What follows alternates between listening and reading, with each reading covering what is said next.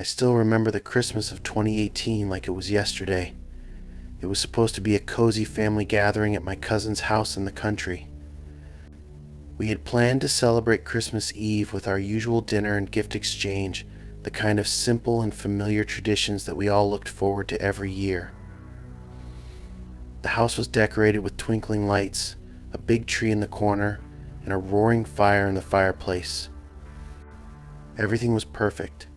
But then, things started to go wrong in ways I couldn't have imagined. It started when we were all sitting around the dinner table, sharing stories and laughing. The food was amazing turkey, mashed potatoes, gravy, all the things we had been anticipating all day. The evening felt like any other, except for one odd detail. It was just after dessert when the temperature in the house suddenly dropped. I noticed at first my breath coming out in little puffs of fog as I spoke. I figured the heater must have malfunctioned, but when I looked around, no one else seemed to notice the chill in the air. It wasn't just cold. It was unnervingly cold, like the kind of cold you feel when you're outside in the middle of winter, not in the warmth of a living room. I glanced around, waiting for someone to comment on it, but no one did. Then, without warning, the lights flickered. They didn't just dim a little, they flickered violently, as if something was interfering with the power. At first I thought it might be a random electrical glitch, but then the room plunged into total darkness. We sat there in silence for a moment, not sure what to do. There were candles on the table, so we lit them quickly, and that helped a little. But the atmosphere had shifted. It felt wrong, like something was off. I could hear my cousin, Emily, whispering in the corner with her husband, but when I tried to ask what was going on, they were strangely quiet. The air was thick with tension, and I could feel it pressing down on me. The temperature didn't go up, despite the fact that we had lit the fireplace. It was almost as if the cold had seeped into the very walls of the house, freezing everything in its path. Then it happened. One of the ornaments on the Christmas tree suddenly fell off and smashed on the floor, even though there was no wind and no one had touched it. Everyone jumped, but I could tell no one knew what to say. Emily's husband got up to clean it up, but when he bent down, he stopped mid-motion, his face turning pale. I couldn't see what he was looking at, but from the way he froze, I had a terrible feeling. He backed away slowly, then rushed out of the room without a word. Emily looked confused but followed him. I don't know how long I sat there in the dim candlelight, staring at the spot on the floor where the ornament had been. The shadows seemed to stretch unnaturally, twisting and moving, though there was no reason for it. I couldn't shake the feeling that something or someone was in the room with us. Eventually Emily came back, but her face was pale. Her husband didn't return for the rest of the night. She explained that he had just gotten spooked and decided to leave. I thought it was odd that he would leave like that, especially on Christmas Eve, but I didn't push the issue. The rest of the night went on, but the weirdness didn't stop. The lights flickered more often, the temperature dropped even lower, and the shadows in the corners of the room seemed to grow darker. The next morning, when everyone had left, I stayed behind to help clean up. That's when I found something I'll never forget. As I was picking up the broken ornament pieces, I noticed something strange behind the couch. It was an old photograph, one that hadn't been there the night before. It was of a man and a woman smiling, standing in front of a Christmas tree. They looked like they belonged in another era. They were dressed in old-fashioned clothes, and I didn't recognize them. I turned the photo over, and on the back, there was a name written in faded ink. The name was unfamiliar to me, but the handwriting was so distinctive, like it had been written with care. I didn't know who they were or why the photo had been there, but it was clear to me that it didn't belong. The whole night had felt off, but now, after finding the photograph, I couldn't help but wonder if it was some kind of sign if the house had once belonged to someone who didn't want to be forgotten.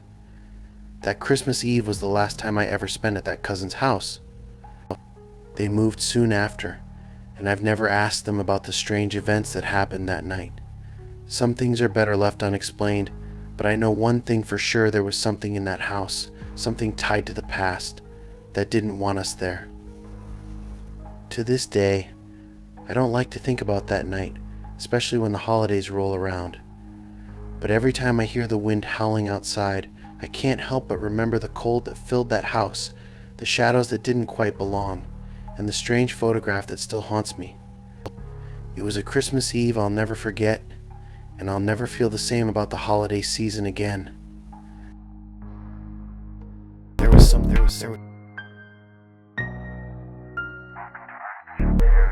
I'm not really sure where to start with this. I've been trying to make sense of what happened for years, but every time I think I've figured it out, new details come to light, and I find myself more confused than before. All I know is that something truly awful happened that night. It all began one Christmas Eve, just a couple of years ago. I was at my grandmother's house, an old place, creaky and drafty, the kind of house that feels like it's hiding secrets in every corner. Our family has been gathering there for the holidays for as long as I can remember. The Christmas dinners are always big, with everyone crammed around the table, laughing and arguing and enjoying the holiday traditions. That year, the snow had started falling early in the day, creating a perfect winter wonderland outside. It was one of those picturesque Christmas Eves, the kind you see in holiday movies, everyone cozy inside with hot chocolate, a warm fire crackling in the fireplace, and the smell of roast turkey filling the air. It felt right. It felt normal. But that was before the strange things started happening. The dinner itself went as expected. We ate, we drank, we exchanged gifts. But as the night wore on, a heaviness settled over the house, one that I couldn't shake off. My grandmother, who was always so lively and energetic during the holidays, seemed more quiet than usual. Her smile was forced, and she kept looking toward the front door as if she was waiting for someone. At one point I caught her staring out the window, her eyes distant, lost in thought. It was around that time that I started noticing the strange things. The lights in the dining room flickered once or twice, but no one paid much attention to it. It wasn't until we were sitting in the living room after dinner that I heard something odd. At first I thought it was just the wind howling outside, but then I realized it wasn't the wind at all. It was a soft, almost imperceptible tapping, like someone was knocking gently on the door. I got up to check, thinking it was a neighbor who had gotten caught in a snowstorm, but when I opened the door, there was no one there. The snow was coming down in thick sheets, and the porch was empty, save for the blanket of white, no footprints, no sign that anyone had been there. I thought it was strange, but I brushed it off. It was just the weather playing tricks on me. When I returned to the living room, the others were still chatting, completely unaware of the odd occurrence. But there was something in the air, something different. A chill had set in, and it wasn't just from the weather outside. It felt as though the temperature in the room had dropped several degrees, and the fireplace, which had been crackling just minutes earlier, was now only a faint glow. I glanced around at my family, but no one seemed to notice. That was when the tapping started again, this time louder, more persistent. Everyone stopped talking and turned toward the front door. My grandmother, who had been unusually quiet all evening, stood up and walked slowly toward the door. Her eyes were wide, and her hands trembled slightly as she reached for the knob. She hesitated for a moment before opening it, and there, standing on the threshold, was a figure. It wasn't someone I recognized. The person was tall, draped in a long, heavy coat, their face obscured by the shadows of the porch. They didn't speak a word, just stood there, watching us. I could feel my heart racing, and I wasn't the only one. The entire room went silent. No one moved. My grandmother, to my surprise, didn't seem alarmed. She stepped aside to let the stranger in, as if they were expected. My cousin, Jamie, who was sitting next to me, leaned over and whispered, asking who it was. I shrugged. I had no idea. But something about the way the stranger stood there, unmoving and silent, gave me an eerie feeling. The stranger entered the house but didn't say a word. They simply stood by the door, not looking at anyone, just staring into the space around them. My grandmother, who had been acting so strangely earlier, approached the person and placed a hand on their shoulder. She said something to them in a low voice too soft for me to hear, but what struck me was the way the stranger reacted. They didn't respond verbally, but their shoulders seemed to slump, as if burdened by some weight, and they nodded slowly. It was then that I noticed the details about them. Their coat was worn and weathered, almost as if it had seen years of storms. Their boots were caked in snow, but there was something wrong with the way they moved, like they were dragging their feet with every step. It felt unnatural, as though they were hesitant to walk, or maybe even unable to. The stranger stood by the door for a long time, and I felt everyone's eyes on them, waiting for some explanation. But none came. Finally, after what felt like an eternity, my grandmother turned to us and said that they would be joining us for dinner. She didn't elaborate. We all sat back down, but the mood in the room had completely shifted. The presence of this person, whoever they were, had cast a shadow over everything. The conversation that had once been lively was now strained and awkward. The strange guest didn't eat, didn't drink, didn't even move from the corner by the door. They simply stood there, silently watching us. Hours passed, and it wasn't until after midnight that the guest finally left. They stood up slowly and without a word, walked toward the door. My grandmother followed them, and I could hear the soft murmur of their conversation again, though I couldn't make out the words. And then, just as quietly as they had arrived, the guest was gone. I didn't see them leave, but when I looked out the window after my grandmother returned, I noticed something odd. The snow had stopped falling, but the ground outside was eerily still. No footprints in the snow, nothing to show that anyone had come or gone. It was as if the stranger had never been there at all. The next morning, when we gathered for breakfast, no one mentioned the guest. My grandmother was back to her usual self, cheerful and full of energy, as if nothing had happened. But when I asked her about the visitor, she looked at me strangely, as though she didn't know what I was talking about. I don't know what happened that night. I don't know who that person was or why they came. All I know is that there was something incredibly wrong about the whole thing. The way they moved, the way they didn't speak, the way my grandmother acted like they were an old friend, it all felt wrong. I can't shake the feeling that something supernatural happened that night, something beyond my understanding. And to this day, I wonder if I was the only one who saw it. The only one who saw the silent guest at Christmas dinner. There was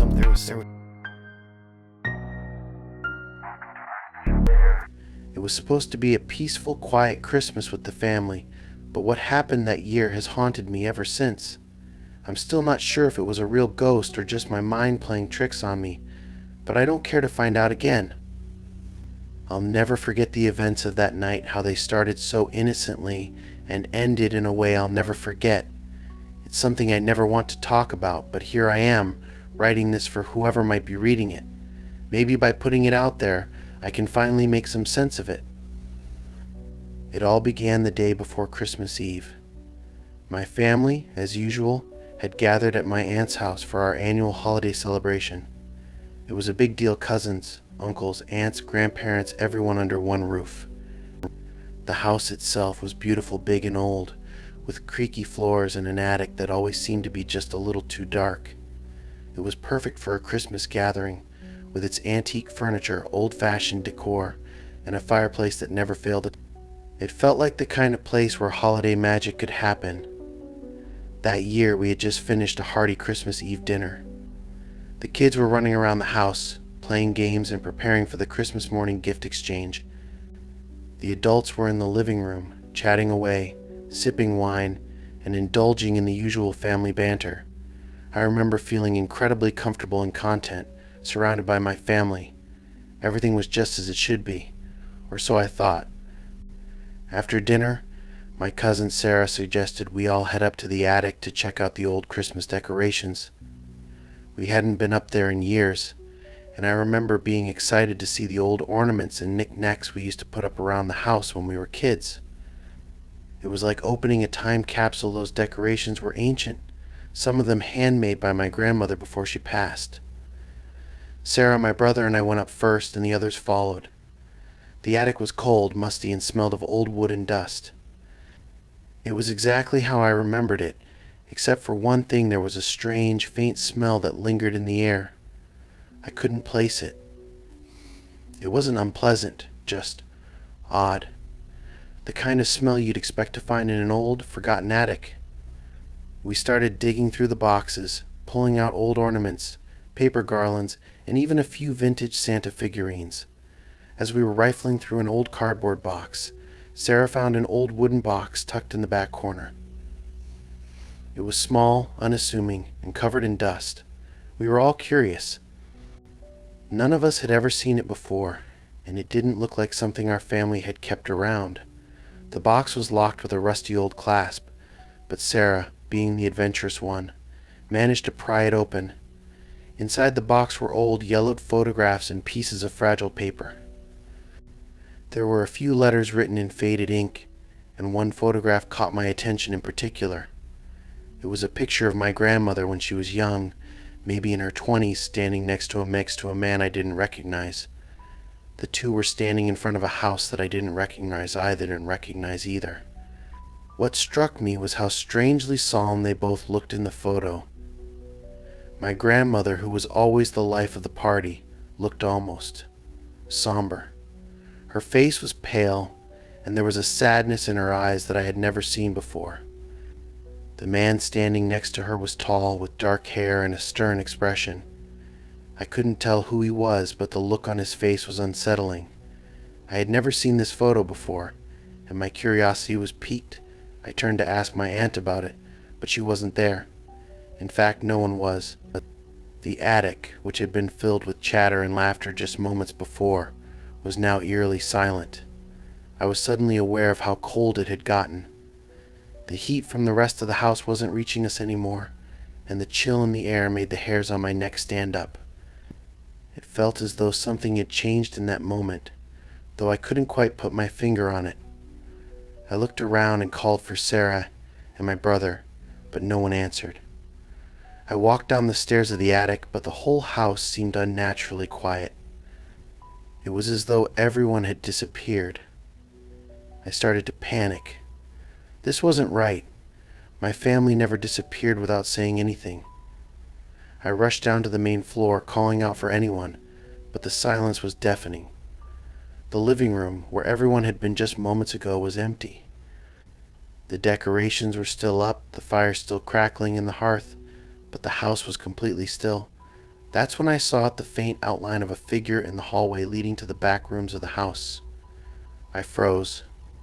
The figure was tall, too tall, and wearing a long coat, though I couldn't make out any details.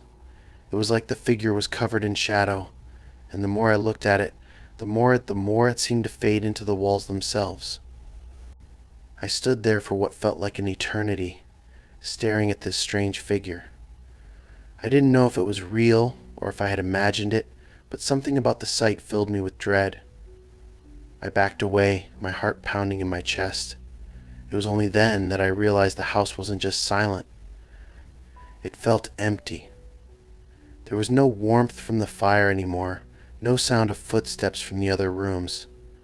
I was completely alone, except for the figure at the end of the hall. I couldn't take it anymore. I ran toward the door, but as I reached the entrance, I felt a cold hand on my shoulder. Turning around in a panic, I found myself face to face with my grandmother. She was standing right behind me, her face pale and expressionless. I nearly screamed, but she held up a hand, silently urging me to be quiet. She didn't say a word, but her eyes, they were different, cold, distant, as though she wasn't the same person I had known my whole life. I asked her what was going on, but she didn't answer. She simply nodded toward the back of the house. I didn't want to go back there, but something about her gaze made me feel as though I had no choice. I walked toward the back rooms with my grandmother following closely behind me. The air was colder now, colder than it had ever been, and the house felt more oppressive with each step. As we reached the back hallway, I saw the figure again standing just inside the doorway to the basement. The figure didn't move, but I could feel its presence. I couldn't breathe. And then, in the most chilling voice, my grandmother whispered, "This is where it ends, I don't know why, but I knew then that whatever was happening wasn't just a figment of my imagination. It was real. The figure in the doorway was no longer just a shadow. It was alive, and it was staring directly at me, its eyes filled with a sense of ancient malice. I don't remember what happened next. I only know that I ran. I ran out of that house and never looked back. The next day, when I tried to tell my family what had happened, they all looked at me like I was crazy. They said they had been in the kitchen the whole time, preparing dessert, and had never heard anything unusual. My grandmother wasn't even home. No one remembered the figure or the cold, eerie feeling that had filled the house. It was as if it had all been a dream, a terrifying, vivid nightmare that had no explanation. I never went back to that house. And now, every Christmas, when I think of my family and the traditions we've had over the years, I can't shake the image of that shadowy figure, standing in the hallway waiting. I don't know who or what it was, but I do know this something in that house had been waiting for me, and I wasn't ready for what it had to offer.